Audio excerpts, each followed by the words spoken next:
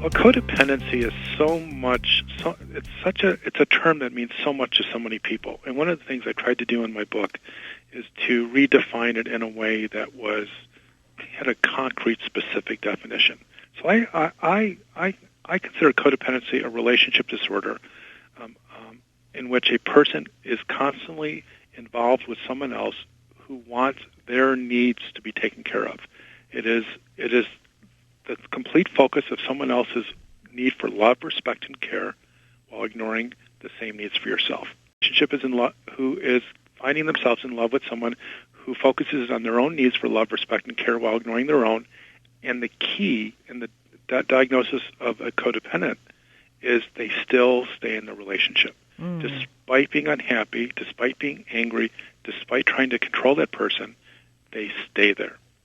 And the human magnet syndrome is a term that I developed to explain why codependents habitually, reflexively, almost magnetically are drawn to the same person over and over again in romantic relationships. And this type of person is always someone who is pathologically narcissistic. It is like a dance. They fit perfectly. Their caregiving, their sacrifice fits so well with someone who is self-centered, egotistic, and selfish. Like the dancing couple, the leader needs a follower, the caregiver needs a caretaker. And the other question is, what are red flags in these type of relationships? Well, the codependent is constantly unhappy about what I call the inequity or the imbalance between the amount of love, respect, and care that's given versus taken. They always want their narcissistic partner to make them happy by being a certain way. But the problem is that narcissist is not willing to or conscious of being selfish or self-centered, so they keep trying and trying and trying. So the number one red flag is, are you trying to control your partner to make you feel loved, cared, and respected? And are they not? And do you still stay in a relationship? That would be the number one red flag for codependency. In my book, I actually developed a continuum. I call it the continuum of self. And it has, there's different levels of narcissism. And the most severe level of narcissism is narcissistic personality disorder or borderline personality disorder or antisocial personality disorder. They all fall in that category of pathological narcissist. The pathological narcissist is damaged psychologically to the point where they do not have awareness or consciousness to understand how their narcissism hurts others. They tend to blame everyone else for what goes wrong, and when confronted about the problems that they cause, they not only deny it, but they will attack the person who is trying to hold them accountable. So these folks don't understand how they impact others. The narcissists tend to avoid any type of psychotherapy or spiritual paths because they don't think there's anything wrong with what they are, how they feel, and what they should do. So we're people in our fields, our collective fields, aren't going to see them. And if they do come to us and we're not trained and are able to understand when we're dealing with a pathological narcissist, we sometimes get caught in their grandiose self-absorption, and we see them as charming or confident or bold. But really, the best way to spot a narcissist, you have to be able to heal those wounds that draw you towards being codependent in order to see the narcissist in the world. Because if you're codependent or on that continuum, you tend to find yourself attracted to or drawn to narcissists. And so these are the professionals, the healers, the helpers, the nurses, the teachers, the stay-at-home fathers or mothers who will be in the room of a narcissist and not know it. And it's not because they don't understand narcissism, it's because their codependency blinds them to that pathology. Is what do we do about these people who are emotionally manipulative? What do we do about these pathological narcissists? And there's a saying by George Bernard Shaw, when we wrestle with pigs, we get dirty. Yeah. And the narcissist gains power over us when we get upset. once we have let their psychological energy into us, it's toxins. So I developed a technique which you can go on YouTube, and I won't talk about it now, but it's called observe, don't absorb. It's how we have to recognize these pathological narcissists, these emotional manipulators, and then we purposefully disconnect ourselves from them, because once we allow them into our emotional selves, they have control over us. And then even when they're gone, the narcissist, they have no empathy. They're thinking about the next thing. Yeah. We are still seething the next day, the next week. And it's because we let that toxic energy into us. And so the goal is to recognize these narcissists for who they are, to understand that they have power over us when we get upset, and to maintain a disconnected, healthy position or disconnected strategy in that relationship. Right? I kind of look at them as beyond professional actors or actresses. They are able to adopt a persona and pretend it and be it so well that they know what the person, like an actor knows, if he plays his role just perfectly, he's going to make someone laugh or cry. Well, the sociopath knows exactly what they need to do to elicit a certain psychological response. So not only are they able to master their own disguise, but they can choreograph the relationship in order to bring that person to doing, giving, or believing what is good for them. And so I use the analogy of actors and choreographers.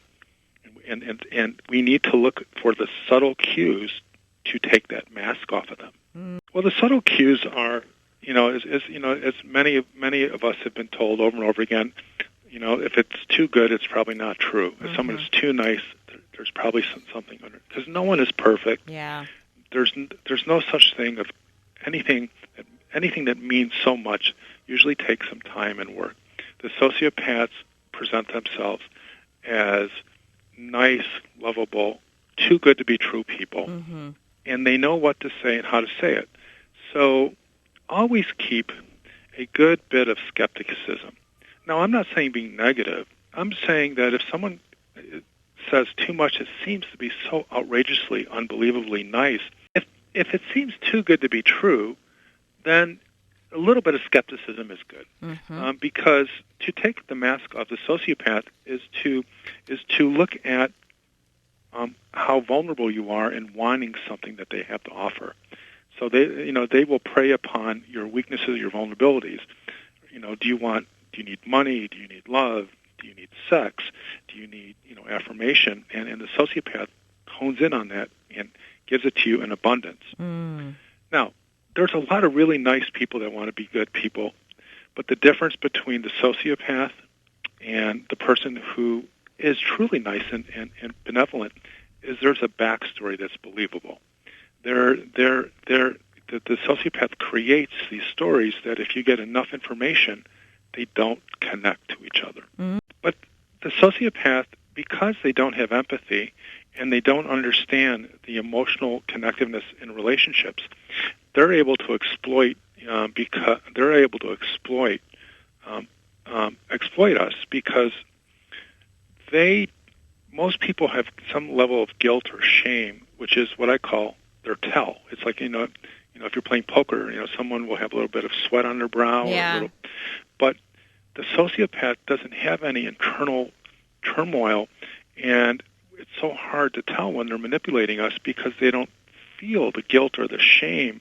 They're not anxious or nervous. And so what I keep telling my clients who are working with sociopaths is that you have to not look at what they say. You have to look at what they're doing and the results of that. And in there are going to be clues, because the smarter the sociopath, the less clues there is. Yes. And if you think someone is a sociopath, get the backstory. Keep asking questions and then start doing research, because that's when it falls apart. Sociopaths know exactly who they are. They understand that they don't have empathy. They understand that they can hurt, steal, hurt someone and not feel bad. but their frame of reference they see as more normal than the other person's. Wow. They look at it as, everyone should be like me. It's a dog-eat-dog world. You might as well get what you want before someone else takes it. Or as one person told me, they think it's better to be, what do you want to be, the fly or the windshield? Research shows that most of them are created. That there are some genetic anomalies that makes no sense. Dahmer was one of them. But what we know is that over 35% of incarcerated criminals are psychopaths. And what we know about psychopaths or very dangerous sociopaths is that they come from a very abusive, neglectful, depriving background. So well over 90% of every person that is a sociopath, and they're not going to tell you because they don't want you to know it, but if you knew their background, you would know that they suffered horrible childhood trauma, whether it's abuse or deprivation. You can't help someone that has no capacity to get better. It is one of the very few disorders that we, in the psychological and psychiatric fields, understand to have no viable treatment. There's no research that says any type of treatment works for these people. To understand these psychopaths and the darkness that we feel and see is to understand how horribly damaged they are. That there isn't that light, that love, that uniquely human connective element that it's missing. And many sociopaths, you'll never see it unless they're caught or they're in prison, because that's the face that they hide from everyone. It's the darkness of the hatred of the world. But once they're in prison and we get the mugshot, that's where we get to see the darkness, because that they hide from everyone. There's a difference of sociopath and psychopath, and just to simplify it, psychopaths are sociopaths that are very dangerous. So let's use the term sociopath, but because it includes, it's more general. But what we know about sociopaths and especially psychopaths is that they have no regard for, no empathy, and they find power early on over hurting animals. And the power and the control and the need to hurt others comes out in safer relationships, which is animals. And that no longer gives them the same amount of charge, the same amount of euphoria or control, and that moves into humans. And plus, as a child, they're experimenting. It's the sociopathy or the psychopathy is taking roots and becoming bigger as they get older. If you're a parent and your child's acting sociopathic, and we usually we diagnose these kids with a conduct disorder, and there's research that says that if there's a high probability that if you're diagnosed with conduct disorder, you're probably going to develop, without treatment and intervention, going to develop some antisocial personality disorder or sociopathy. The question I have is, if a parent sees this in a child, the probability is very low they're going to do anything, because it's the parents, it's the environment in which this child lives, it's the problem. But if it's one of those rare genetic anomalies, you bring them into to a psychiatrist and a psychotherapist, and treatment. The earlier the treatment, the more you can change the path of this apparently disturbed youth. You just type in Ross Rosenberg in the search box, and you'll see I have a channel. I have over 51 views in the last year. I have surprisingly achieved 500,000 views, 500,000, and it's because I made a decision to educate people, and that's more important than selling, my products, my books, and my DVDs, because I believe people need to know how to help themselves. And I put out a bunch of DVDs that are excerpts of my trainings or my video blogs or just some ideas that I wanted to share with people. In my book, I do say that the codependents are victims, but I also say that, we have to take responsibility for ourselves, because it is something about us that brings us into these relationships. And until we recognize it, we're not going to get help. And when you recognize it, you go to therapy and you heal those traumas, those wounds inside of you, and all of a sudden that magnetic pull that drives you to the narcissist changes. And you are now magnetically pulled to a healthier person. So to me, knowledge is good, but it's dealing with those wounds that compel us to repeat patterns that we experienced as a child. I mean, most codependents had a narcissistic parent, and they learned that to love someone, they had to make someone feel better over their own needs. I think the first step is to recognize that you got to work on yourself, and it's not luck, it's not bad luck. It's not a matter of coincidence.